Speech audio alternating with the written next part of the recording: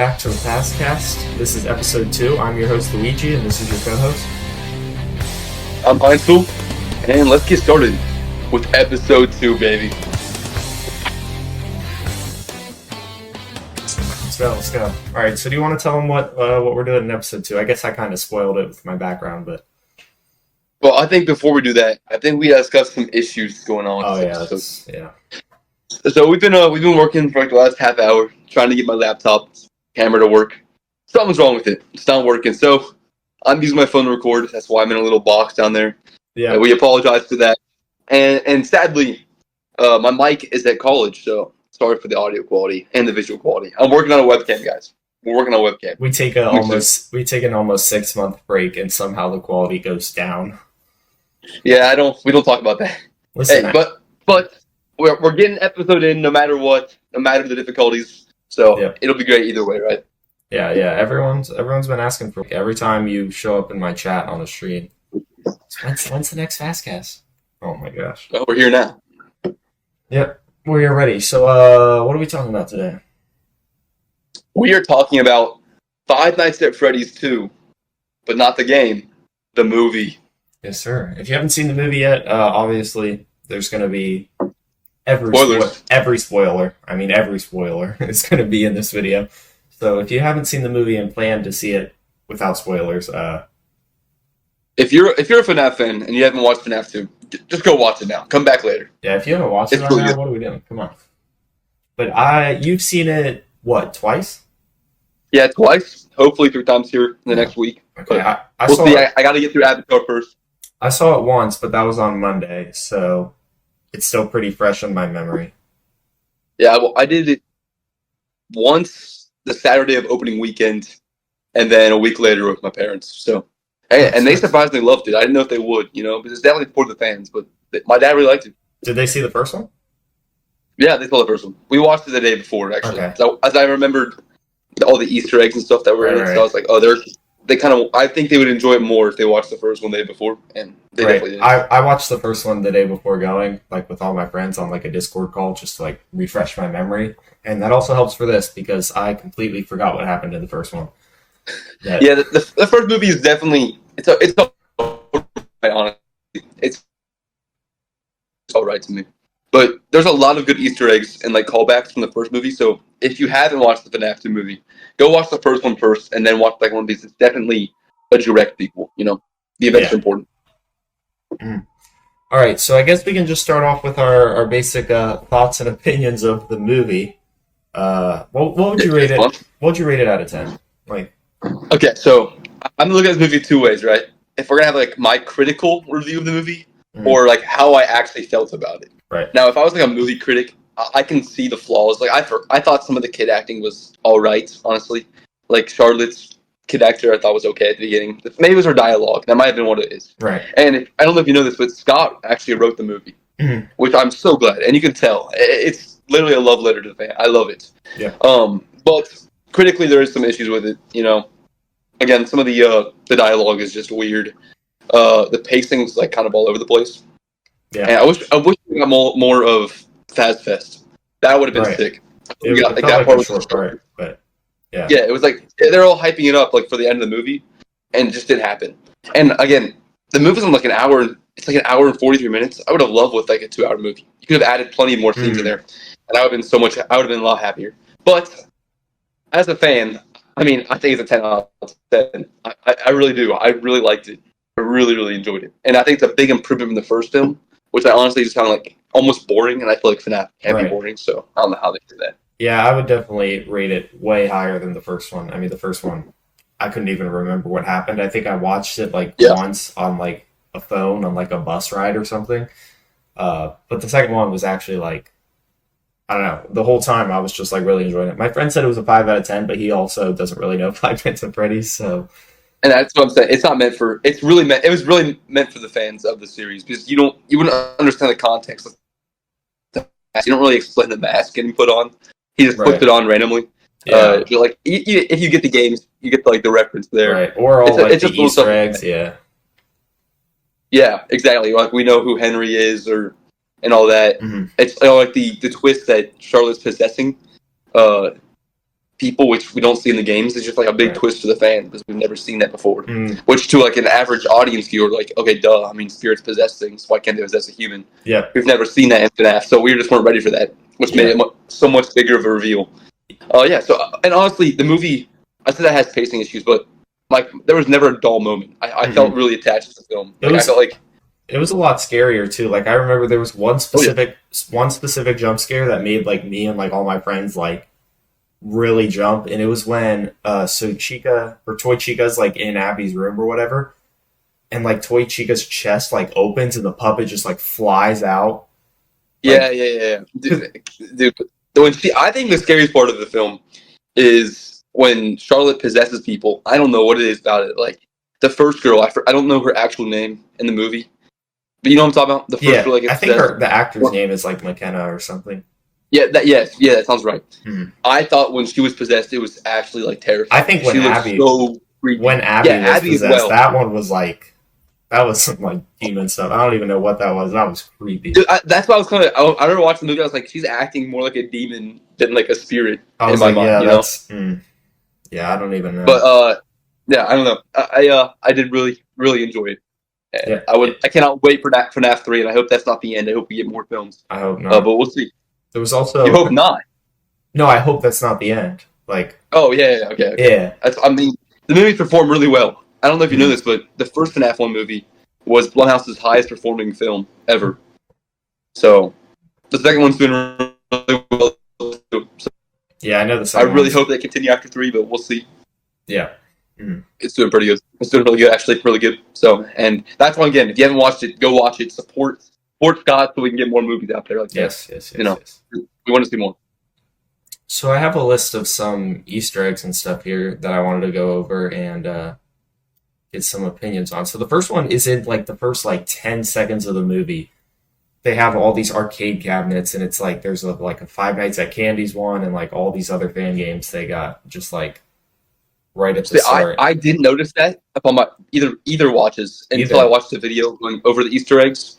And honestly, I'm not a big fan of the fan games because I just don't want to play the canon games. I played even a little bit of Into the Pit, which I know is like not the same story, but I played that. But I really just want to play the canonical game. So cool Easter egg, but I'm just not really into the fan games. Yeah, I've never played the fan games, but I thought it was cool that they like got included in the movie. Oh yeah, it's like it's kind of like Sparky in the first movie, right? If you know from the Bay, like it's just like Scott knows his fan base. He's paying homage to them in the films, which is really cool. Right. Another one, which is actually I would say my favorite little thing in the movie, just because it was so funny, was he picks up the one like plushie or whatever, and it plays I forget the name of the person who made the sound. I know exactly what you're talking. I mean, I think everyone knows what you're talking about. It's like the funniest part of that movie. Yes, it comes out of nowhere. It's just it's so out of place too, but it's so funny.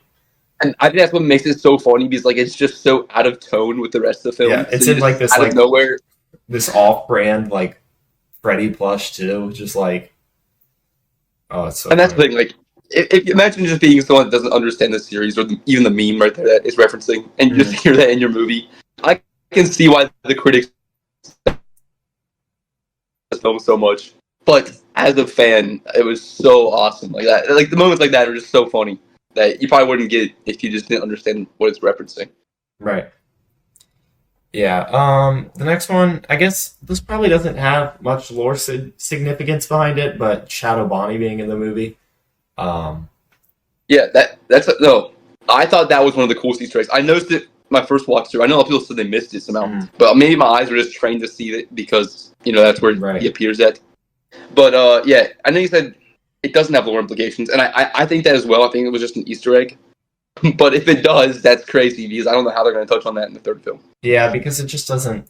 I don't know. But I figured that Shadow Bonnie was going to be in the movie because U2's released like a line of FNAF 2 figures before the movie, and they had all the toy animatronics and Shadow Bonnie as one of them. And I'm like, Shadow Bonnie's a weird one to include. It'll probably end up in. Well, did you see that? A week later. Did you see the Shadow Freddy suit we saw in the first film?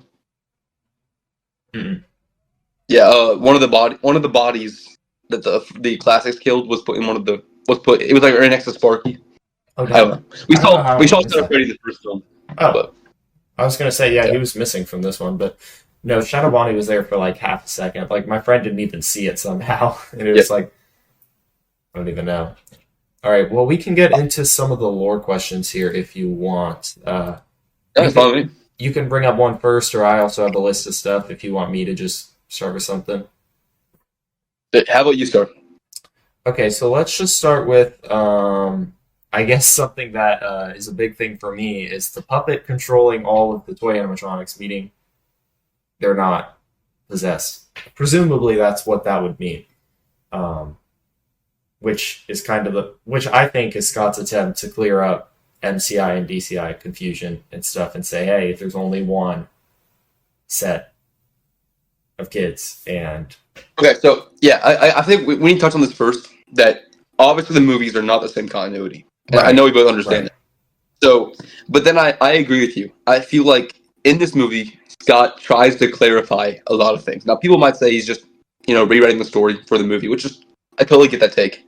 But I honestly kind of agree with you. Now, it does bring up some good points, like the Wizards, for example. I know in this film it says they're prototypes that were used for spare parts. mhm, But in the original games, like we're led to believe that these are the classic animatronics, right?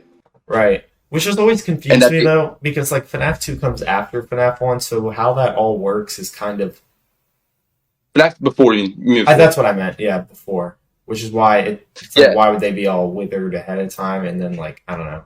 Well, I think there's an ending newspaper that says the new animatronics are going to be scrapped and they're going to refurbish the old ones, I referring see. to the Wizards. Mhm. So I don't know why they choose that because obviously I think the classic four are a lot creepier than the toys. But I think it's more because of the facial recognition failure thing Yeah.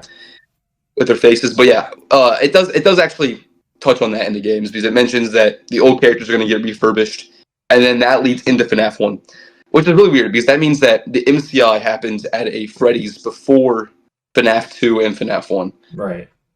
Although I personally believe that it's the same location that we see in FNAF one. Mhm. They just because I'm pretty sure it says grand reopening right in FNAF one. Yeah. Okay. If you haven't already, go check out our FNAF 1 FAZCAST Yes, episode. yes. Our last episode. If you haven't seen it, come on. It's been out for almost half a year. But I think in terms of the movie, having the Wizards be like prototypes makes sense because they really clarify that this is like the very original Freddy's, the first location. Like this is like the complete original. So if you have like these old withered animatronics, it's like they didn't come from a like a pizzeria beforehand.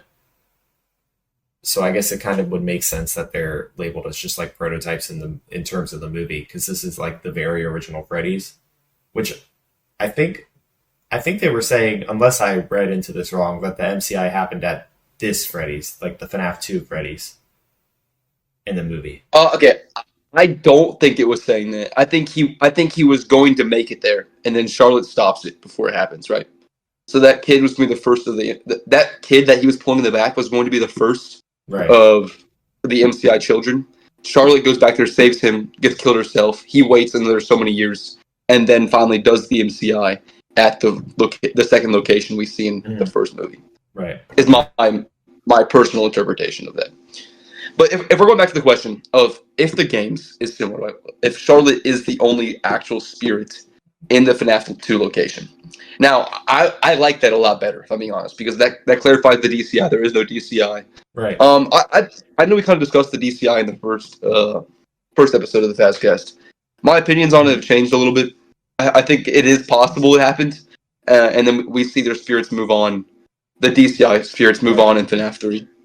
Again, I'm not entirely certain of that yet. I really do It's need to make just a whole timeline video at some point. yeah, it's kind of funny because But my opinion no, has go on, go on. shifted. My opinion has shifted the other way. I've started to think it less, especially after this. I'm like, okay, I don't know Yes. about this anymore. Well, it's very weird that they're mentioned once in like the little mini games and then Right. never again. And I do think that's strange. But I feel like the games are also pointing evidence that I don't know. I like the games point on evidence that the toys might not be possessed, at least the toys. But I feel like the wizards are possessed Right. By the I mean if they're the same because suits, of the papers. And I think they're yes, yes. So I know people talk about like the unwizards, but I think the Unwithered are just the classics. Yeah. You know, there's no Unwithered. They're the same. They're the same. I know the designs are different, but that was just an artistic choice, not because they're two different suits. Mm-hmm. Yeah. So that's my opinion on that. I know that I pissed a lot, because I know a lot of Unwithered fans, but sorry guys, I don't think it's true. I mean, and also, if we're talking game continuity here, right, is in the movies, right, this new location we're shown is the original Freddy's. I don't think that's the case, though, in the games, because I think the starting newspaper of FNAF 2 says the new face of Freddy's, and it shows Toy Freddy. So if it's the new face, there had to be a previous face. Therefore, there's a previous... Unless it was, like, the same place, and they just got, like, a new set of animatronics, but... Also possible. I mean, that's a great counterpoint. Right, but... Yeah, I mean... Now... The toys. Can I ask your opinion on the death order of the kids? Because I feel like recently, with the Help Wanted 2 stones and all that, it's pushing Charlotte after the MCI victims. Right. Now, I feel like that doesn't make as much sense. Which that's the opposite of what the movie was pushing. The movie was pushing that she was like the very, very first, at least. Well, now, not necessarily. When were the kids killed? Was it 1985? Yeah. In the movies? Okay, and then I believe Charlotte was 1982, right? Yeah, the movie starts in 1982. And it was 85 when the MCI happened in the movies. I believe so. Okay. Yeah, and I agree. And again, it's just like the Help Wanted 2 stones. While the order, you have to put it in order from Chica to the puppet. Right. And I think that's so strange, unless it's obviously the reverse order in the puppet, but then that put Chica at the end. I mean, we know from the UCN voice line that Chica was the first. So I don't know. Right. It's that detail right there. I feel like that was purposely put in the games to show us the death order. I know that goes against so many theories about Charlotte being first, and I think Charlotte being the first murder makes sense, but I don't know. Right. And in terms of the movie, it's also kind of weird where Garrett fits into all the deaths, because he's not part of the 5. He's like his own thing. Like, he wasn't even taken from a pizzeria. He was just like kidnapped, and like, I forget where they were. They were like camping or something, I think. And he just he just like gets kidnapped and killed, and he's just like so out of place. So I don't know where he's gonna fit in, because I feel like they're gonna have a bigger place for him at some point, but I don't know where he necessarily fits in, or what like suit he would be tied to if he is connected to one. No, I do wonder what's going to happen with Garrett, because they didn't even mention Garrett in the second movie. Now, either that's because they're saving him for the third film, or because they're just entirely done with him. I'm not entirely sure, but it does need to get addressed, right? It's his murder, like, as you mentioned, completely different than the rest of Williams' murders. He literally goes to a location, kidnaps a kid, and then kills him. Right. Very, very strange for William. And I've seen people theorize, and I honestly kind of believe this too. In the movies canon, Garrett's probably the first, or no, that can't be true because that's Charlotte. Or how old? No, yeah, it could be true, because is Mike older than Vanessa? Anyways, I see people theorize that Garrett was like the first murder, so he was still figuring things out. So that led to it being so strange, because it was the outlier, his first time, murdering someone. He didn't know how to do it, so he kidnaps a kid. Now, again, we don't have a reason that William kills, even in the games, but especially not in the movie. We've never touched on why he kills. Very strange. And maybe that's what Garrett will tie into in the third film. Right. Yeah, like we don't know. Maybe they'll tie that back in the third film. I mean, I hope they do. I really do. And I think the third film has so much stuff it needs to answer. And that's why I hope they do a fourth film. I don't know how they would do a fourth film unless they just skip FNAF 4 and go to sister location. Right. But I mean, I'm fine with that. That's fine with me. Yeah. And speaking of Garrett, I guess that would lead into my next thing here, and that's about the box. So the box, the FNAF 4 box, is in the movie. I mean, it's the same box. Like, I mean, you could maybe argue it's not, but it pretty much is. And when the box is opened, it just has like little like things from each person he's killed. Like, he has the Garrett's toy plane, and like, so I don't know if that's Scott actually trying to clear up what's in the box, or just give like a little like throwaway joke, like haha, this is the box, just kind of as like a joke okay, for the so fans. the box is no. The box is a great question to bring up. I mean, it's one of the biggest mysteries in FNAF, and I feel like in the modern stories we have now, we have moved past the box in that storyline. Right. So there's no easy way to bring it back up and give us answers. So I feel like this is Scott's way of saying, okay, we're back into this part of the story. Let me just give you the answer because you guys aren't gonna. I can't put it into the story now. It's too late. It wouldn't make sense to be in the story. And I think that's what's in the box. I do actually agree with that. I think it was the trophies of the kids he's killed that he gave to Vanessa. Interestingly, I think there's only like 4 or 5 trophies in there, which is kind of weird because Yeah, I I would couldn't assume remember that exactly what they were, but I would assume he's murdered more kids than that, even in the movie's timeline. But I might be wrong. I mean, I Might be guess wrong. not necessarily like everyone had something that he could take with them. Like I don't know, but Also true. Also true. right. But what was I going to say? Oh yeah, and the in both of Scott's interviews with Dawko, I know he mentions one that what's in the box has changed over time. Yes. And then in the second one, he says, I think he says he didn't entirely know what was in the box, but he like Right. I think he references putting a piece of rope connected to the box, and the rope, what he was going to pull on that rope on later games to answer that question, if that makes sense. Like he didn't really know, but he knew that he knew sort of where it was leading, and Right. it just changed with time. And I think what that rope was is it was dream theory. I think what was originally in the box was toy figures of all of the original animatronics that we saw in the first 4 games, showing that it was all a dream. It was all Yeah. the crying child's dream. Again, Scott obviously saw the fan backlash from that theory, which was definitely the plan. I mean, I feel Yeah. like we all know that by now. And said, okay, fine, that's not what's in the box. And he changed it to what we see in the movie, which being the trophies of the kids he killed, which I think is satisfying, honestly. Right. That makes sense. Mm. Yeah. Because I think people have mentioned, too, that it is a toy box. I think we've Yes. noticed that in the past games, and that makes sense that it's holding Vanessa's toys from kids he's murdered. So, good explanation for me. Yeah. And speaking about Vanessa, so it was kind of at least a little bit of a plot twist to me that you see this at the beginning of the movie. You see Charlotte like all alone or whatever, and this girl comes up to her, this blonde girl, and talks to her, and is like trying to be her friend and trying to invite her over to their table and whatever. And we find out later that that's Vanessa, and they were like best friends as children, which is kind of, it doesn't feel like it has like way too much significance, but at the same time, it was kind of like a little bit of a plot twist that at the beginning of the movie you see them being friends, and then later you find out that that's Vanessa, and she's knew about this the whole time and like kind of kept it hidden from Mike. Um, so I guess the question here is why is Vanessa kind of hiding all this from Mike like throughout the entire? Because I feel like they don't really explain it much. They're just kind of like Vanessa hides all these things, and then at the end of the movie, Mike's like, "All right, stay away from me," and that's just kind of where it drops off. It's like I don't know. I mean, that could be No, part of the I agree. It feels like it's out of nowhere. But I also going back now. I'm gonna go. Let me go way back to where you just started at earlier. right. Yeah. So I didn't realize this blonde girl was either until we see Charlotte go into the back, and this little girl stops her and says, "No, Charlotte, don't go back there." And I was like, "Oh, that's Vanessa because she knows about what her father's doing. And she Ooh. tries to stop Charlotte." I didn't It even also think makes about sense. why she tried to. Yeah, I didn't even think about that. No, she grabs her arm and is like, "Charlotte, don't."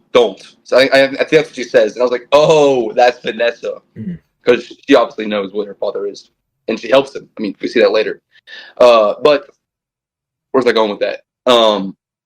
Man, what was I going to say? Anyways, yeah. So Vanessa was definitely friends with Charlotte, and that makes sense because Charlotte is, of course, the daughter of Henry, Right. and as we Business hear at the end of partners. FNAF 2, Henry and William are business partners, so of course their daughters would be friends. I mean, that Right. just makes sense. Yeah. But yeah, okay. So going back to what your question was, we see at the end of the movie where Mike's like, "Okay, you gotta like we're not talking anymore." But in his mind, it makes sense because Vanessa, as you said, kind of like doesn't tell Mike about FNAF 2. Mhm. She tries to a little bit, but Mike brushes her off. And then I think the the straw that broke the camel's back there was Michael showing up. Right. Because she never mentioned to him at all that she had a brother. And then all of a sudden, her brother comes in with all these animatronics trying to kill not only him, but Abby as well. And she never mentioned this to Mike. And I think that that's the straw that breaks the camel's back. And he's just like, okay, I'm done with you. You're out of here. And we saw it earlier in the movie on their dates when he says, I think he says honesty, like she says something about being honest to Mike, and he says honesty, and then looks at her, like obviously saying like, you should be honest with me. I think he's waiting for her to open up to him, and she never really does, because her whole life she's been like two-faced. She's literally what Vanessa is in the games. She has her father's side that controls her a little bit. You know, we saw that in the first movie, right? And then we have who she wants to be, and I think we see that in the movies as well. Especially if you go back in the first film, she switches up so fast.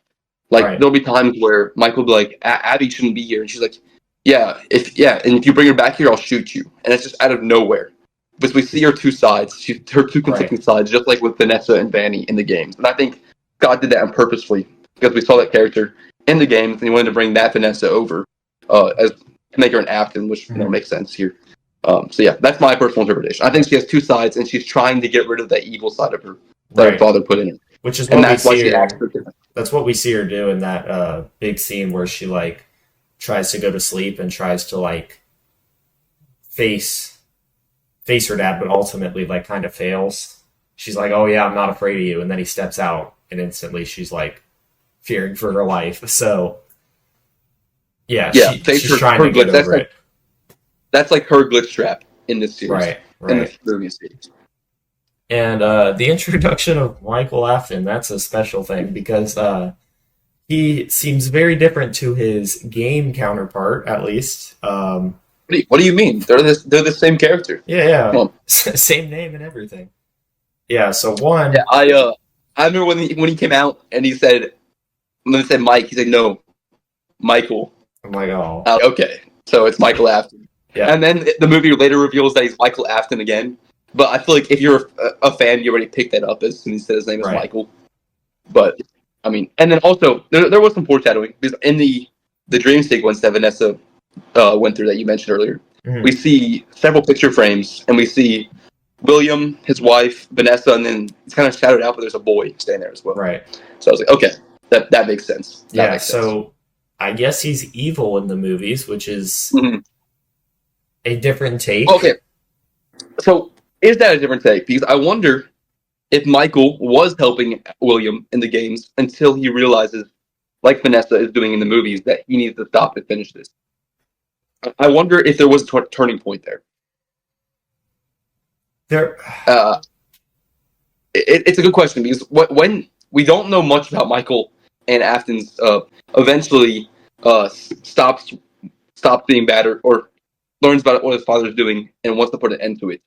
But before that, we don't know anything about him, besides, obviously killing his brother. Yeah, and I mean, in the games, at least, it's kind of hard to determine when that switch up would be then. Because after Sister Location, he's like, "I'm going to come find you." Yes, yes. But why was he going down in the Sister Location at all? I mean, that's a great question as well. Right, and he's it seems like he was helping him, because he's like, "Oh, Father, I found her." Like he's helping her. Exactly. So, I don't know. And that's what makes me think that, like in the movies here, and I think we'll see in the third film that Michael will have a redemption arc where he does what Vanessa's doing and realizes what he's doing is wrong. I think we kind of see this in the movie as well. When Charlotte kills all of the ghost investigators, he kind of looks shocked. Like he didn't realize how bad this would be. And we also see he kind of gets sad when he says, like, he tells the animatronics to kill his sister and Mike and Abby. Like he gets sad. He's like, okay. I don't know.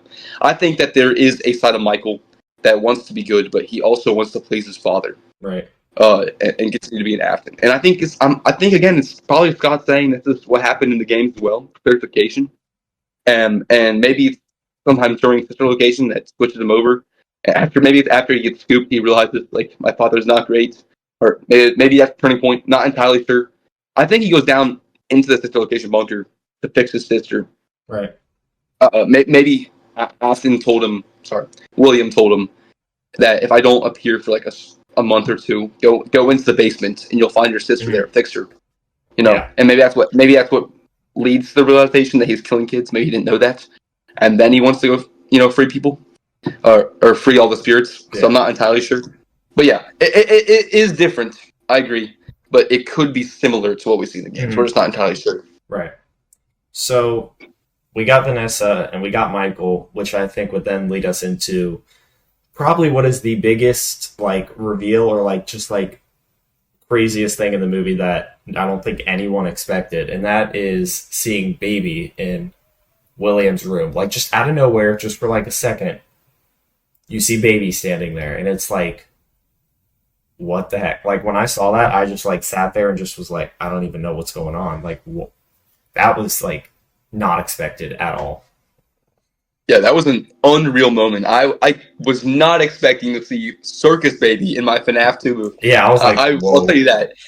That was a bit. I mean, it was very cool. Now, is it more than an Easter egg? I'm not entirely sure. I feel like it has to be because there's so many Easter eggs that you can throw in just as like you got Shadow Bonnie, you got Sparky in the first movie. I think Scott knows the importance of Baby, and he knows if he just throws that in as like a fun like, oh, here's Baby, just as an Easter egg because you guys like this character. He knows the importance behind that character, and he knows he can't throw that in without people like losing their mind about what it means. So I doubt he would put it in there just as like a, there she is, so you can see her. Like there's got to be something behind that. Especially with it being right next to Afton's daughter, which again is very symbolic. He puts it right next to Vanessa when she's a little girl. And we know that kills Elizabeth Afton. And that brings me on to the next point I was going to bring up. I'm pretty sure, you can correct me on this, that her eyes are green in the movie. Symbolizing that she's like, in the games that would symbolize that Elizabeth has possessed her. Yeah. Now, I don't know if that was just a stylistic choice, but I'm not sure. I don't know if there was Elizabeth Afton in the movie. I kind of doubt it, honestly. Yeah. Same thing for Evan. I don't think there was an Evan Afton. I think it was just those two kids. But what's your opinion on that? So I didn't actually pay attention to the eye color, which looking back is like something you're like, oh, shoot, I really should have looked at that. But I mean, I'm sure I could look up a picture right now and see that it's green or whatever. But no, I don't think there'll be any more of the children. I think it's just those two, honestly. But then that would lead to who would possess Baby, like who. Yes. Well, okay. So at the end of the movie, right, we hear Henry bring up that there's more animatronics that he can track. Right. Likely referring to Sister Location. Now, I hope FNAF 3, I hope they just save Sister Location for a fourth or fifth movie. I really hope they don't put that into FNAF 3. But, I mean, it's sort of hinting at that. But I really want to focus on Springtrap in this next film. Right. But that's my opinion. I like what they're doing with the games, how we had the FNAF 1, lore, FNAF 2 lore, and then I hope they stick with, we get a little bit of Faster Frights, and then William taking over and trying to kill them. Now, will we have an end? Actually, that leads me into my next question. Will we see William die in FNAF 3? I think we'll see him die. It depends if he wants this to be a 3-movie series or if he wants it to go more. If he wants it to just be a trilogy, I think there's a chance that, obviously if they make a FNAF 3 movie, this whole fire thing is going to happen. And so I think if it's just a trilogy of movies, they'll probably kill him off and be like, all right, this is it. But if he plans to make any more, I think we'll see him die. But then potentially like a post-credit thing, he'll be back or something. I think... Yeah, like the FNAF 3 game. I think a cool post-credit scene would be like, have you ever seen that like cutscene where you see like Scrap Trap sitting outside of the FNAF 6 building like in the rain? Yeah, like all the FNAF images that we see outside in the you can see him sitting there like in the rain with like thunder. I feel like that would be like a cool like post-credit scene. You see him. Oh, Scrap Trap. How would you think? Do you think Scott would make a Scrap Trap? Because I feel like everyone hates that design. I honestly think it's fine, and I think he should stay with it. He's ready to get into it. But I feel like I don't think it's that bad. Now I get the Jimmy Neutron skull thing, but even Springtrap's skull is so Yeah, unrealistic. I've seen people I don't hating. think it's that big of an issue. I've seen some people hating on the Springtrap design in the movie, like just that little bit we see. Some people have been hating on it. But we have to look at. I honestly don't like it as much either, but again, that's just a prototype that they were using for the end credit. That's not the final suit. And I think Daco actually mentioned that in his behind the scenes video where he went on the thing. They mentioned to him that it wasn't a prototype, just used for the end credit scene. That's why it was under plastic wrap, so you wouldn't see the full suit. Right. But I hope we get a much more one-for-one suit. Right. I mean, they absolutely nailed Baby.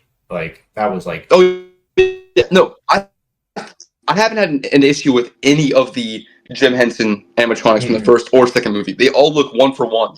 And that's, well, of course, besides Spring Bonnie, but we don't really see Spring Bonnie in the games besides his sprite. Right. So you can't really complain. And I think the Yellow Rabbit suit, very cool, honestly. I really like the Wither design of it in the second movie. Yeah, I like his very beginning. His glowing blue eyes. Sick.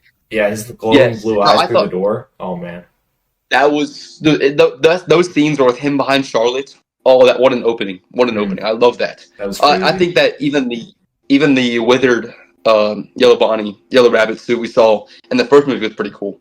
Now I hope they don't botch that with the third film with Springtrap. But if they just make a one-for-one design like they have in the past with every other animatronic suit, it'd be great. The fans would be happy, and I know they can do that. So I really hope they do that as well. Yeah, I'm hoping if they do, like the FNAF 3 movie, that they give like some flashbacks to like a Fredbear's, unless in the movies Fredbear's isn't a thing, which, to be fair, they only ever said this is the original Freddy's, not the original like complete location. So it takes place in 1982, right? And I'm pretty sure, right? Is it Help Wanted or is it Help Wanted 2 that gives us a Freddy Fazbear coin? Says founded in 1983. But that's Freddy Fazbear's. Again, Fredbear's being a whole different thing at that time. So I do think that there was a Fredbear's in the movies as well. And because obviously we see, Spring Bonnie. Why else would that be there if there wasn't a Fredbear's? But we didn't see much of Golden Freddy. We saw him in the first movie. We saw no withered Golden Freddy in FNAF 2, which was very strange. But yeah, which kind of leads into this like final like big scene where all the animatronics, which I'm not gonna lie, I thought this scene was a little cheesy, just kind of like. So I loved it. I loved it because I think FNAF has that big, a little bit of corniness to it, but I thought it was perfect. I was losing it. I wish what would have happened is the original animatronics came in and there was like a little bit of struggle between them, rather than just show up and just like just rip them off. Yeah, they destroyed them like they were made out of butter. It was crazy. But I honestly loved it. It was a good way to send off the kids, in my opinion. Yeah, but that's my opinion. I feel like it's like really corny, and I feel like the memes. It's like Toy Freddy will appear in Avengers Doomsday, like stuff like that, because it is like a scene from Avengers, honestly. Right. But I thought it was sick. I mean, we never saw anything like that in the games because it's not very realistic. Right. But that's why I loved it. Just for what it was. I've seen that scene lead some people to question if. I can't think of the kid's name, but he's the one who controls Golden Freddy in the movies. If he's just doing the same thing the puppet is, and controlling all the suits, and if the kids have already moved on except for him. Now, I think that's a very possible explanation because they did kill Afton, so they have a reason to move on. They did what they were wanting to do from the start. Now, I think the real reason is because all the kids that they used for the first film had grown too old. They would just look different. Right. And they wouldn't look right. Because again, the spirit should be aging. And then they saw like the main spirit, his kid looks like somewhat similar to what he looked like in the first film. So like, we're just going to use him. Because yeah, I don't think it's Golden Freddy. That's what I think happens. I mean, I think even in terms of the story, it's not Golden Freddy controlling all of them because Abby talks about her friends, plural. Like, she talks to all of them. And she has this like special connection with Chica specifically, and so if he's just controlling all of them, like there's not going to be that differentiation. We saw the four of their spirits in the first movie. Right now, again, if they're controlling the animatronic suits in FNAF 2 is debatable. Now, again, I would say no because the explanation for why the puppet is able to control them is because it says that she has a wireless connection to all the animatronic suits. Mm-hmm. She's not actually possessing them. She's controlling them remotely like she could, like the marionette could before she was possessed. So I think that's what she's doing there. She's not actually possessing all the other suits at one time. She's just possessing the marionette, and the marionette is able to control the other animatronics through a wireless signal. That's what the movie says.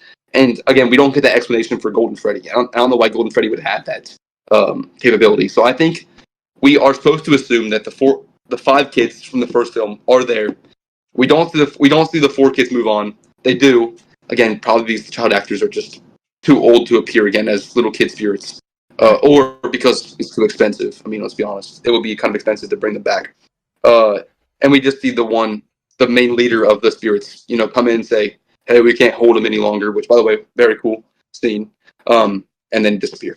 Which I think was a good way to move them on. Their mission was complete. They had set to do. They killed their killer, and it was time for them to move on. So great ending for me. Yeah, I saw. Now this is not really necessarily a big thing, but I saw there were actually a lot of people surprisingly mad by like the line of that the kids are going to heaven, and I'm like, I don't know why that was a big issue. I mean, what do you? We literally have Henry talking about William going to hell, and so why can't we assume that? Well, I've seen that too, and we know that Scott is a Christian man, right? From what he did for FNAF, and obviously it has an influence on the film. But why would that make you mad when we literally have mention of hell? That didn't trigger anyone, but heaven did. Come on, guys, come on! It's literally. I just thought it's that the was same funny. thing. It's the exact same thing, just the opposite side. That pisses you off. There's something wrong with you guys. Come on. We literally have the mention of the opposite thing of that in the games, and there is no issue. So why would it have to be an issue? Sorry, little rant there. I don't know why that was such a big issue with the film when it shouldn't be. I mean, we didn't have a problem with it previously. So I know, and I think it's only mentioned 3 times at max too. So yeah. Looking at my notes here, I actually found something that I wrote that kind of brings us back to a point we just went over, which was the whole Golden Freddy controlling the suits, and that brings me to if he wasn't controlling the other suits, where was the Golden Freddy suit in this final thing? Like, if he's not controlling them, why does he just like show up not in his suit and do nothing and like not participate? If Golden Freddy isn't controlling the others. No, again, I don't believe that he's controlling the others. But like the first film, I think Golden Freddy works like David's spirit does in Secret of the Mimic, where you know how we see the white tiger, which we pretty much know is David's spirit, just in the form of the thing he likes the most, right? Right. And I think it's the same thing with Golden Freddy. Golden Freddy's spirit takes the shape of Golden Freddy. Mm-hmm. We see that in the first film, right? Because he goes and picks up Abby in the car, and then comes back, and she turns around, and Golden Freddy's gone. Mm-hmm. Because he was never there. He's a spirit that can physically interact with things. That's how he knocks out Abby's aunt, and how he moves the car, all that. He's a spirit that can move things. Just like how David's spirit can kill you in the basement of Murray's Costume Manor. Yeah. I think it's the exact same thing. So Golden Freddy can appear as both the spirit that's possessing him and the spirit's body in that form of the form of what he's possessing. Also, Golden Freddy is canonically a suit that cannot move by itself. Right. Okay. So again, he can't be physically there like the others. That makes sense. Now, where is Golden Freddy's suit? We don't know. We don't see a physical suit either in FNAF 1 or FNAF 2. Mm-hmm. So it's a great question. Where is the actual suit? Not sure. Maybe it'll be in Fredbear's, but that kind of goes against the whole the MCI being 5 missing children. Right. So I don't know. It's probably somewhere in the FNAF 1 location. Yeah. And in the first movie, we see Golden Freddy in the back of the taxi, which, again, we see the taxi in this movie. I was not expecting Corey to be in this movie again. I was expecting him to reappear in the second movie. I'm so glad they did. It was so funny.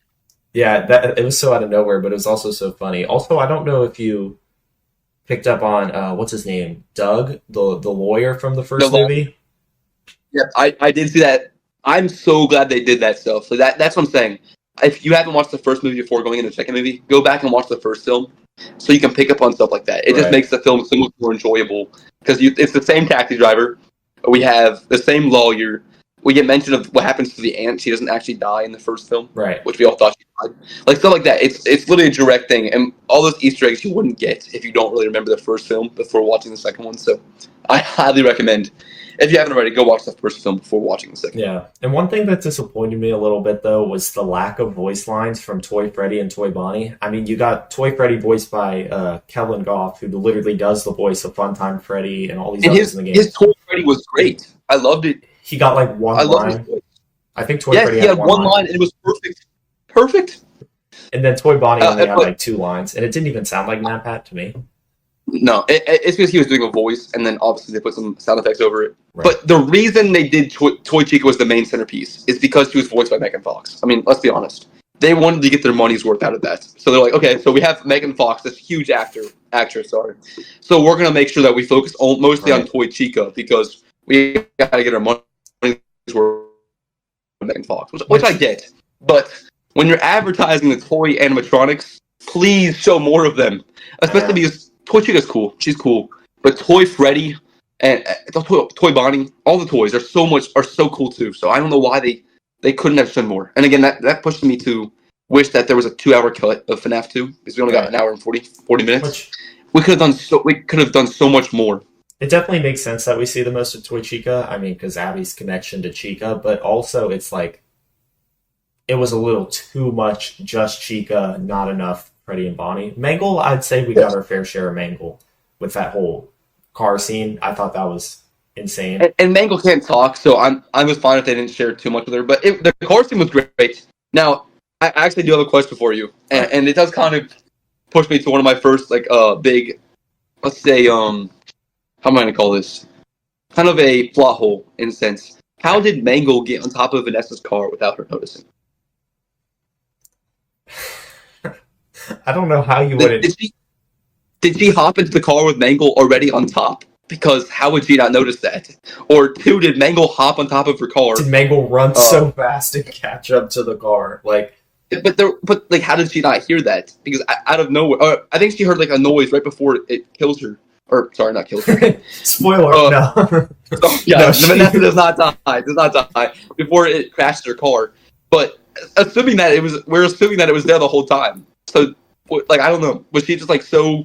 Did it was it slowly on the back? I don't know. Maybe. I just bring that up. I'm that's actually a good point. Yeah. I feel like that's one of those. That's one of those things that's they didn't think about that. They just I mean, that's not something I would have thought of myself.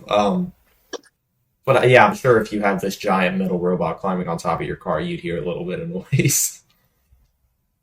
But I mean, it's huge. Mangle is huge in this film too, and it's her car would definitely drive different. So I don't know how she didn't notice that, but it's fine. It makes sense with our movie continuity, but actual sense it doesn't. That's fine. It's fine.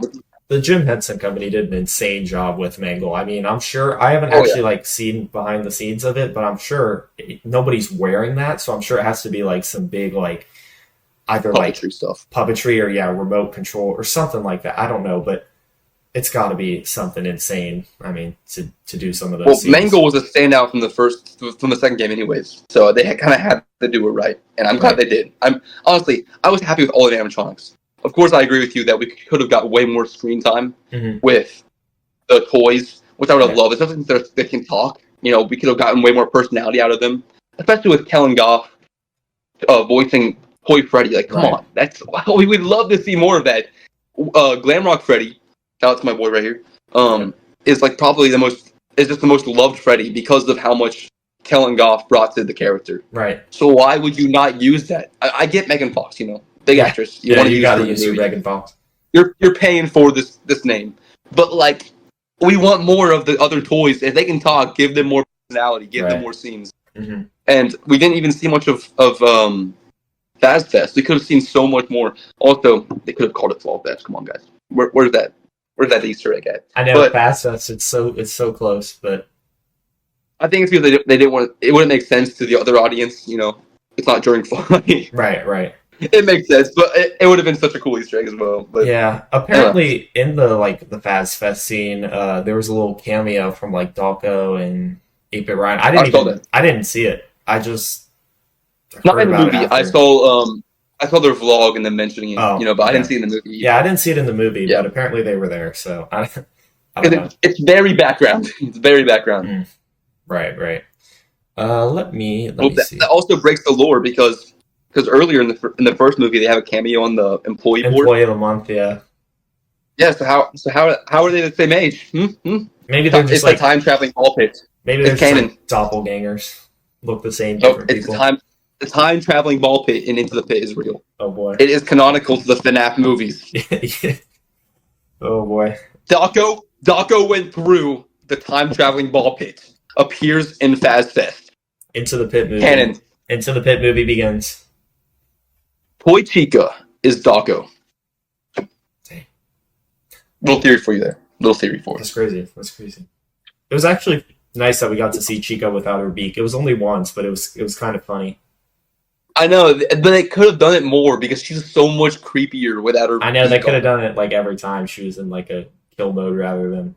But Yeah, and they teased me when her chest plate broke open. That's not what I thought was about to fly out, but yeah, the like why would they do that? puppet flying out. Why would they do that? That's not what we wanted. We didn't want the puppet. Hey, that was the scariest jump scare in the whole movie. That one was. Also, was the puppet ever referred to as the marionette before this movie in the games? Because he was always referred to as the security puppet. And I thought the marionette was besides Nightmare Onion, of course. Nightmare Onion is the only reference to the puppet as the marionette. And this film never called her the puppet, which I thought was very strange. Right. I mean, the name's fun, but I feel like besides that, she's always been referred to the puppet, and then this film was like, no, she's the marionette. Yeah, and I mean that beginning scene with why can't I think of her name? Charlotte. Sorry, Charlotte falls into like this opening, and it just like rises up. Yeah, just like that. It's just like. I mean that was crazy. I don't even know. That was some symbolism right there. I don't even know what to say about that. That was really cool. And you saw like I think the puppet got immediately possessed because we see it turn its head to stare at everyone. I mean, yeah, it's just like instantly just starts working. That whole opening scene, besides Charlotte's lines, which I thought were corny, especially when Vanessa was like, "Here, have some Freddy Fazbear Cola." What? Freddy Fazbear Cola. Just talk like a normal person. Like, here, you want a drink? Like, well, I mean, that's just more. I don't know. It's fine. We could have just called it Soda-Roni from FNAF VR. Yeah, I get it was like supposed to be funny because like put Faz in front of everything, but like it tastes like diesel. Yeah. What? Yeah. No. Like if you're at McDonald's, you're not going to be like, "Do you want a Mick Mountain Dew or not?" They don't want Mountain Dew. A Mick Fanta. Like, sure. No, it's the same thing. I get it. I'm like, okay, come on, you can improve your dialogue. Yeah. But besides that, the opening was great. Like everything with William. Mm-hmm. I kind of weird that he was cleaning his knife if he didn't stab the other kid. So I don't know what was going on there. Yeah. Also, I don't know. Did he just like knock out the kid? Yeah, he must have knocked out the kid. Maybe he was cleaning I don't know. Was he cleaning the knife to stab the kid? That wouldn't really make sense. Was he just? he didn't want. I don't know. I don't know what was going on there. What was he washing? Well, he didn't want the why kid. Did he just leave them? He didn't want the kid to get any infections, like from when he stabbed him. Yeah, before he stabbed him. Yeah, that makes sense. Yep. Yeah. So there were some weird things that didn't make as much sense. I know some people brought up that Mike probably had the passcode the whole time, and that Charlotte didn't need Vanessa to get the passcode to let them free because obviously Mike was working with her. But initially, remember, Mike ran out of the pizzeria because he was scared of Charlotte. Because I don't think he initially had a plan to work with her until later in the film. And also, William says that Vanessa was his favorite. Said, "You're my favorite," which again was foreshadowing to Mike being revealed. But also the fact that William probably wouldn't give the code to all of his kids, just Vanessa. So I know people brought that as a plot hole, but I don't think that one's a plot hole. I think there's other issues we could address. But that's not what I see the plot hole to be. Mm-hmm. Yeah, I mean there were a lot of scenes in this movie that really just got my heart like going. Like at the beginning when Charlotte's carrying the child and he's just like slowly creeping up on him, I'm like, oh no, I know it's about to happen. But then you don't see her get stabbed, and I'm like, oh, she made it out. Yes, and then you see it, and I'm like, oh my gosh. I love that scene. Again, it kind of is weird because why would Afton let her get out there? if he's able to stab her, why would you like? That kind of ruins the whole point of you trying to be a murderer with no one knowing who you are. But it's fun. It's fun. Yeah, I'm not too sure. I mean, that's always been a thing about William is his confidence in himself and kind of almost like bragging. Yeah, I mean, we see that in like all of his lines, right? Right. He's very, I like that about him. I like that he's so arrogantly cocky about being a child murderer, which is just crazy. And I mean, I feel like he would probably intentionally let her get out. Like, oh, she tried to mess with me. Here's what happens. Like, yeah, but then that would just it didn't lead him to getting caught, but it very much could have. Right, but I mean, I think he just has so much. And did the kid just forget what happened to him? That's what I'm wondering. That was the only confusing thing to me. The kid kind of just sits up, like wakes up, and just goes and runs off. And I'm like, what? Like, did the kid just like did the police not interrogate the kid? Like, what happened to you? Oh yeah, I got lured. Like this yellow rabbit guy walked me in the back and then me out. But I think the newspaper says that it blames Charlotte's death on her. Right. Something she did in the back. But they're obviously stab marks. So I don't know. But then again, they reference her getting murdered. Yeah, I saw something last night. I was just like scrolling through YouTube or whatever, and I guess in one of the FNAF books, I don't know if it's like whether it's like one of like the official like books or if it's like one of the encyclopedia thingies or just it was some official FNAF book, but there's like this thing written by a kid, and he's like, the yellow rabbit helped me win this arcade game.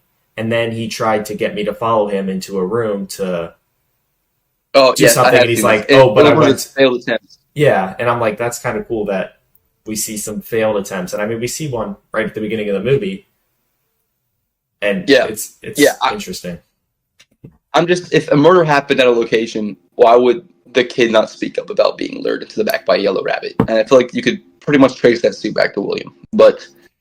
Yeah, I feel like in the sense of the kid who played the game, it made sense because he's like, oh, Bonnie just wanted to come hang out here, but I had to go open presents. He never understood that he was in danger, but I'm sure this in kid the movie, the kid who was knocked out and like how would you not grabbed, he like grabbed his head and just like pulled him back. Yeah. It's like, how would you not? Yeah, I mean, you could argue it like he just like woke up from being knocked out and just like kind of like disassociated with what happened. He doesn't really remember. Maybe that gave him a little bit of brain damage. Maybe. But Charlotte, I mean, she has stab marks all over her. I don't know. I mean, she couldn't talk. The fact that she was stabbed in the back multiple times and yet still carried this kid like out there is crazy. Like, yeah. Oh, also, did you notice the Easter egg where she says her line from UCN? Yes. I thought that was really cool. Little stuff like that. I don't hate you, but you need to get out of my way. Yeah, I did pick up on that one, and I was like, or my favorite part was when Springtrap walked in. He was like, "Way to go, superstar!" Love that part. Yeah, love that part. Mm-hmm. Or when Toy Chica says my fastball's itch, like, yes, dude, yeah, we need more of that. I feel like you're picking the wrong characters to say these lines. Nope, that's what she said. I remember it, word for word. Guys, hit me in the comments if you heard her say that too. Come on. I mean, hit us in the comments letting us know that's what she said. It's only a matter of time before they bring up fastballs in the movie. They can't get away with not bringing it up. We're gonna see it. We're gonna get Matt Pat and Craig eventually. You know, stuff like that. It'll happen. Dude. Oh my gosh. Oh, also, other news about FNAF 2. I know we kind of talked about it yesterday, but what do you think about Markiplier's 1020 mode? Listen, if that's the biggest drama Markiplier's got in his YouTube career, I'd say he's pretty chill if he cheated or No, I like Markiplier a lot. I love his videos and all that. Well, yeah, I believe he can't really. He definitely didn't do it. I mean, he definitely didn't. No, I mean, I believe he cheated. I believe he cheated. Yeah. Yes, he needs to just come out and be like, if you see, everyone, no one's really mad at him. They just like, come on, just like admit it, bro. We know you didn't do it. He did a Secret of the Mimic. I think it was Secret of the Mimic, where he like photoshopped like a shadow Bonnie in Secret of the Mimic, and he was like, "Oh, I found this super rare Easter egg," and some people were believing it, and obviously he was doing it as a joke, but it shows he has abilities to like. He's done that in a bunch of games, actually. And I think that like even that might Keanu have Reeves, been hinting at it. Yeah, his editor will add stuff in just to make you like second guess yourself, which is cool. But I see that as more funny. Where this is, I mean, kind of deceptive in my opinion. Now, I love Markiplier. I think that's one of the things about Markiplier. I think he's probably watching all these people say this stuff, and he's probably just sitting there laughing about it and could care less. Yeah. Like it's so beyond him at this point. Like I said, does it really change anything? No. It doesn't change anything. I just find it very funny that like what 6 years later, 10 years later, oh my, that people are just now figuring out this stuff. Yeah, I mean, I think he has the skill to beat it. It's just a matter of luck because that mode is so. You beat 1020, haven't you? Yeah, I beat it a couple times. Yeah, it's really difficult. It's really difficult, especially all the RNG with it. Because of Toy Bonnie, especially. My arch nemesis. I beat 1010, but never 1020. Never 10. Hey, what about the Enter Private Room though? Oh, I knew you would bring that up. We're not talking about the Enter boss fight, guys, because I've been struggling for like 2 months on how to beat the Ender boss fight, and I just can't do it. Please drop tips in the comments below, please. I still need you guys. Come on. Help him with the Ender boss fight. Help him with the Ender boss fight. I need a lot of help. All right, let me look, see if there's anything else that I want to mention. Oh yeah, the one teacher. What was his name? Was it like Mr. Burns? Is that what it was? Yeah, that sounds right. I thought he was a super funny character to have in the movie, and especially Toy Chica's recurring line of "I want to see what's going on inside your head." It's just like nothing. That was really funny. Do you know what he's from? Mm-hmm. He's from Jurassic Park. Really? Actually, yeah. Like the original Jurassic Park. The original Jurassic Park. I just knew who it was immediately. I've only seen the original Jurassic Park, and now that he's in that. That you say that, he's the son of the founder. He's the one that he's like actually the villain. He's the one that lets the whole park break down. So now that you say that, does he gets murdered? Doesn't he? I'm sure he does. Yeah, by a Dilophosaurus, one that has like the frill. Right. Okay. Yeah, I vaguely remember. It's been a long time since I've seen Jurassic Park, but. So I didn't even know he was in the movie, and then when they showed him, I was like, "Let's go! We're getting a lot more big name actors in FNAF," which I'm so happy, and I'm so glad it's being more mainstream. It's such a good series. I remember the trailers. In the trailer, you see like this guy like just get like this teacher get like yanked, and so I knew that in the trailers a teacher dies, and so when we got to the movie and this teacher just starts being just like a complete jerk, I'm like, yes, he is going to get absolutely destroyed. And he does. For it. He does. I wish FNAF would do a rated R cut of their movies because like that scene, especially with his head being crushed. If they did like a rated R effects, oh my goodness, it'd be so much better. It'd be so much better. And I know FNAF is famously like a PG-13 horror series. Like Scott's very loose about what he shows, which is cool. It makes the mystery more, enthralling. But I would love a rated R cut. I know, if the FNAF where you can just go all out. Like if the FNAF 3 movie was rated R. Yeah, I mean, imagine it. It would make a lot of sense, especially with Springchaps, how gory he is already. I don't know how they're going to dumb that down, and not like showing his corpse inside of there. I mean, that in itself is a bloody image. I understand why they keep it PG-13 because I mean, there's a lot of younger FNAF fans, and like they're going to be like, "Can I go see this movie?" And their parents are going to be like, "It's rated R. You're not going to see it." And you would isolate a lot of your audience. Yeah, you would isolate a lot of your audience by not doing it. But then again, for all the people that have grown up with the series, like we have, rated R cut would be awesome. That's what I'm saying. Release the movie in PG-13, but give us an extended cut in like R. Like just film those R scenes and then add them later in an extra cut you can still on those extra scenes. Yeah. Yes, that would be so sick. Yeah. One thing that I can see or that I wanted to mention was the like boat ride or whatever from the original one. Those like little puppet dolls. Those were kind of interesting because I guess they were being controlled by the puppet, but the way they just like all fall in and like I guess did they get a kill? Those they kill a guy. I see them working exactly like the Bibby Babs and the mini arenas in Central Location. Like again, the mini arenas, of course, are attached to Blooper, and the Biddy Babs are attached to Circus Baby. Or I'd actually argue they're both being controlled by Blooper, because I don't think Sister or Baby wants you being killed until the very end. Right. But the baby babs try to kill you before that. So I would say those are all being controlled by Blooper, right? Her spirit is controlling all of them. I think it's the same thing happening here. I'm sure those little puppets are also animatronics. Right. Like they'd be moving in the ride, like doing little stuff like that, or not moving their head. So I think that it's Charlotte controlling them, like the mini arena, and like the Biddy Babs, and like in Sister Location, they can kill you as well. So that's what I think they are. I think there's extensions of their animatronic counterparts. Cupcake is another example of that. So yeah, I don't think it's as different than one would expect to see in FNAF, especially with Sister Location. Yeah, I think the only thing, well, okay, there's a few things left on here that we haven't discussed yet. The one is the music box that Henry has. And he gives it to Mike. And also, I just want to note real quick, when Mike, at the end of the movie, he plays that music box and calms her down, and then he shuts the music box. Yes. So stupid. Stupid. What are we doing? Like, we are just like you could argue he doesn't know it's gonna work. I don't know. I don't know. I don't know how you could argue that. I don't know what he's thinking. Why would you? Worst. It's like, oh, this stopped her. Let me close this real quick. But I mean, she did stay away for quite a while, so it worked until she possessed Vanessa at the end. Well, but why would he close it?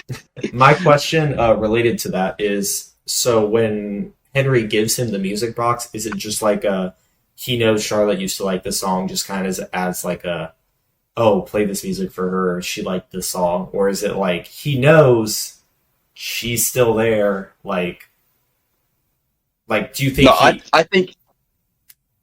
I think he knows that his daughter is possessing the puppet, like in the games. Right. How he knows. I think he knows. And he also mentions how he didn't know that William killed her until the very end, until the MCI happened. He was like, okay, I realized it. And I think he obviously realized earlier, too, that she possessed the puppet. And I think she gets a music box before that from Vanessa, actually. Yeah, she has a music box. Yeah. Vanessa gives the music box originally, which calms her down. Which is interesting. But yeah, I think he purposely gives her the music box, knowing that it can help. Yeah, and in that to his daughter, in the post-credit scene, or not the post-credit scene, but like the audio. Do you think Henry actually died? Because it sounded like something happened to him at the end of that audio. I didn't get to hear the full thing in the theater because my friends were kind of headed out, so I was going with them. But I tried to listen to as much as I could, and I listened back to it later. And it seems like something happened to Henry at the end of that message. It sounds like someone's breaking into his house. Now, most people speculate that's the puppet, which would be Vanessa, of course. But I don't see why that makes sense. I don't think the puppet cares. She wants revenge on the adult. Now, maybe she wants revenge on her father, too, because he wasn't there. He was so obsessed with his work. Possible, but I think it's going to be a new character. Maybe even Michael, actually. That's breaking in. Michael disappears at the end too. Right. But I think it's gonna be a new character, possibly Michael, maybe Vanessa. I don't see why though. I don't know what they're gonna do with Baby. I have no clue.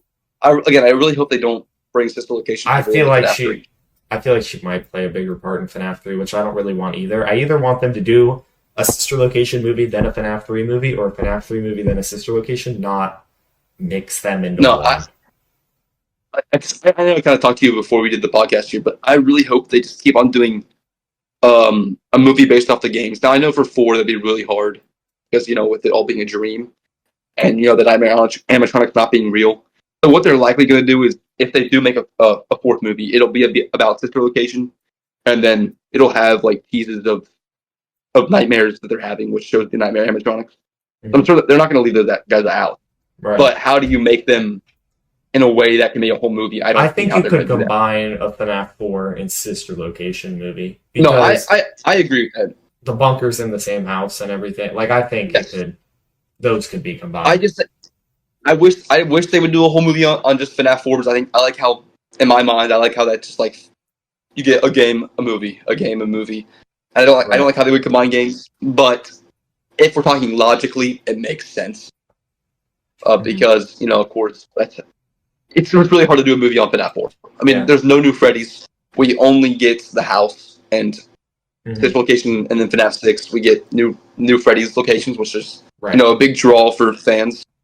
Unless they, of course, showed Fredbear's in FNAF 4. So FNAF 4 is about Fredbear's, because we do see Fredbear's in the flashbacks.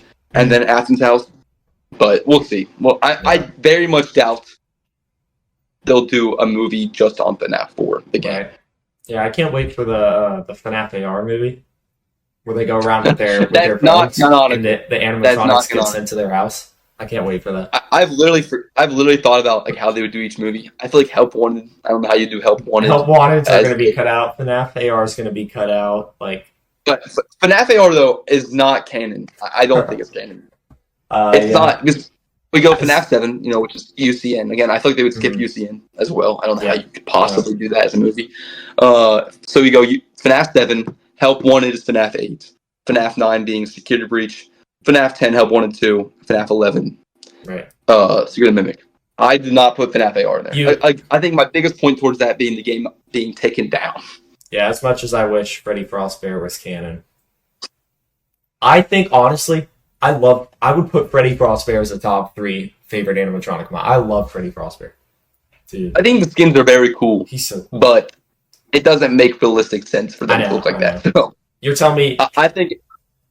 I made a whole video, again, you guys should go watch that, on what I think is canon and what is not canon to the storylines. And I am very... Specifically canon, this is obviously not. I kind of just gave you that. I don't think any of the books are canon. I don't even consider the survival logbook canon. Now, can they be used to figure out things in the canonical storyline? Yes. Yeah, like the emails. But are they in the continuity? No. Like, people are so set on the survival logbook being I don't think that's true.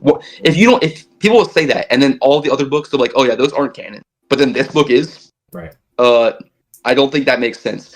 Now, can you use some of the answers that book gives in the games? Of course. That's not what I'm saying. But I'm saying everything in that book, I don't think is canon. So don't take it as, if it says this, it has to be true. Because I don't think that's not how it works. Right. Like, I know, like, if the game says something that goes against the canon of a book, that's not proving that the game is wrong. It's proving that the book isn't canon. Right. I think people just don't like that suggestion. Yeah. But I just feel like Scott knows that you shouldn't have to read to understand the story. Right. But that's my opinion. I know that might really piss off the FNAF book lovers. Sorry, guys. I do enjoy the books, just not as the same continuity. So bringing this back, what you're saying is you don't want a UCN movie where they get in the building and they say, guys, this is the ultimate custom night. I'm not going to answer that one. Yeah, we need Mr. Hippo voice lines, through the whole movie. Dude. Or when we get trashed in the gang jump scared, that'd be awesome. Right. That would be so sick.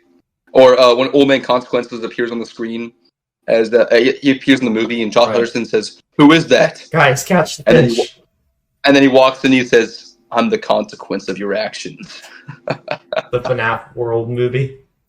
Oh, that would be awesome! Oh my, yes. Oh wow, that would just. We have Josh Hutcherson standing like this, and he starts punching, and then we see like a health bar go down. Just make it like an hour-long animated movie, FNAF World movie. I would love a series like on the Fazbear Fight books. I think that'd be sick, like a Goosebumps kind of thing. That would be so cool. I would love that. An animated series, yeah. Or make a series that's canonical to the movie story. That would be awesome. I really hope we get to see that. I hope Scott Cawthon's open to all that stuff. I hope he's not like these 3 films and then we're done. I think he is. I mean, we've seen that in the series, but let's hope he is. Yeah, I know you didn't like the Into the Pit game a ton, but I hope we see more games by that studio, more Fazbear Fright games. I love watching the game, but when I started playing Into the Pit, I think I am the total minority here. I did not enjoy it. It's like a talking simulator. That's my opinion on it. Talk. There is a lot of talking. Talk. Run for 2 seconds. Talk. That's what I don't know. I find its gameplay boring, and I know I'm in such a minority there. Now I think the look of the game is awesome, but it's just that's such a small part of the game. I don't know. I am so torn. I'm not torn. I don't like Into the Pit. Right. I'm gonna say that right. But like I said, everyone else I've heard says they love it, so it's just me. Right. Apparently, that being said, but. So okay. What can I say? I also love Security Breach, and everyone really doesn't care for that game. I love Security Breach. It's my favorite FNAF game. I really, really like it. And I think everyone can agree that the characters are awesome in it. Yeah. But they don't even like the game. I think the game's great too. I mean, Right. of course I would love Steelwool, please hear me out. Go make a game, Security Breach, refurbish it, add all the unfinished content, and then re-release the game. I would buy that I feel like everyone would buy that so fast. I know they just released a mod. Yeah, that's been real popular lately. Yes, if they did a canon version of that, that would be awesome. There's so many, like all the level 10 doors that are just you can never unlock. Oh, it's just they were so rushed at the end there because they had to delay the game like I think twice. Right. That they just were trying to get it out. But if they added all the unfinished stuff, I already love it. Imagine with all the stuff it was supposed to have. Oh, it'd be so much better. Mm. So please make that eventually. All right, I think I'll bring us back into the FNAF 2 movie for our final little bit here, and that is at the very end of the movie we see the puppet take over Vanessa. So I guess the final question here that I have at least is where is this all leading to next? What do we have for predictions for the next movie? Okay, they have a lot of stuff to tie up. I know I always talk to you about this. Mm-hmm. They have Vanessa's possession, Michael being missing, Afton coming back, the relationship between Mike, Abby, and Vanessa. Henry. Charlotte existing, Henry. They have to do this all in one movie. They got a lot of work. If they do another hour and 40-minute movie, I feel like it's going to be very rushed. Which again, Scott, if you made a fourth movie, that would kind of fix the issue. Mm-hmm. But yeah. So where do I think that's leading? I honestly think that Charlotte possessing Vanessa will only be a brief part of the film. I think she'll be unpossessed, and we'll later see. I don't know. I don't know if Charlotte's going to get her revenge because she doesn't really care about killing William as much. I mean, I'm sure she would if she had the chance, but she more cares about getting revenge on the parents that ignored her. Right. So, what is her ultimate goal now that she failed? I don't know. I mean, is she still going to? I feel like the movie is not going to be like, okay, she's still trying to kill the parents. I just don't think that's going to happen. And it's like where this Fazbear Frights thing is going to open. Where, like, how does Mike get involved with that? Because it's not like an official Freddy's thing. Yeah. Like, I would feel like... Well, it wasn't in the game either. Yeah, I would feel like he wouldn't want to associate himself with just some cheap horror attraction. Unless he knows that, like, William Afton is there. Michael... like I said, I think that Michael will get a redemption arc in this next film. I think he will eventually maybe help Henry in turning against his father last second. Like, Vanessa will talk to him, like, at the very end of the film. And he'll realize that instead of helping Afton, Afton's ruined his life. Instead of, like, being... I think Afton says, like, I give you purpose. I'm the one that gives you purpose. But then when he realizes he has purpose outside of his father and his father's will, he finally realizes that, and maybe he'll lock inside. He'll lock the door to Fazbear Frights with him in it, probably Henry in there, and probably Charlotte as well, of course William, and they'll all die in the fire. Have that one final fire. So William will say, Michael will redeem himself at the very end by sacrificing his own life to end everything. Right. Alongside, of course, Henry, who I think will come back. He'll probably be with his daughter. And they'll, like the ending of FNAF 6 where they die together in their arms. Right. And then we'll see, of course, Mike, Vanessa, and Abby get back together. And it'll be like a positive ending. I think it'll be very happy. Yeah. We'll get the good. But that's what I see. I don't know how they'll get there, but I can see the end of the film. If that makes sense. Yeah, and then when they have the Emerald boss fight in the movie, that'll be great.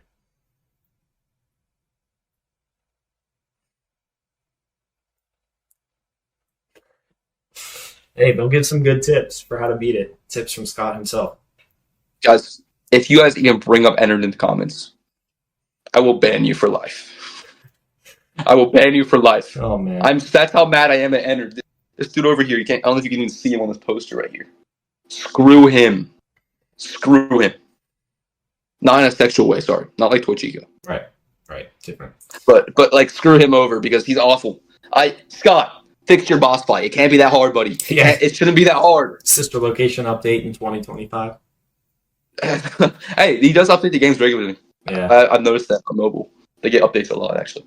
Well, we're about at an hour and 20 minutes here, so we've actually. You didn't think we could have an hour video, but we're I at an think we hour. went. I think we could even make it longer. So I know this is we're at perfect. we're at an hour 20 minutes. We try and keep each episode around an hour to an hour and a half. So I say that like we've done more than one episode, but that's our goal. So I think that's going to be it for this one. I don't know when the next one will be. Hopefully, we will record another one before our breaks are over the FNAF 2 We definitely will. game. We definitely will. Yeah. And yeah. This has been an awesome talk. I can't wait to get into the next episode where we'll actually be discussing FNAF 2, the game, Yes. and all the lore there. That's going to be a whole Which, thing. will tie perfectly in with this. We'll tie in perfectly with this episode, Right. So I'm very glad to talk with you, Luigi. It's been so Yep, fun, as It's usual. been good. And I'm so glad to be in the FAZCAST with you again. So great. All right. Well, that's going to be it for this one. Hope you all enjoyed. And yeah, we'll see you next time. Goodbye. Stay freaky.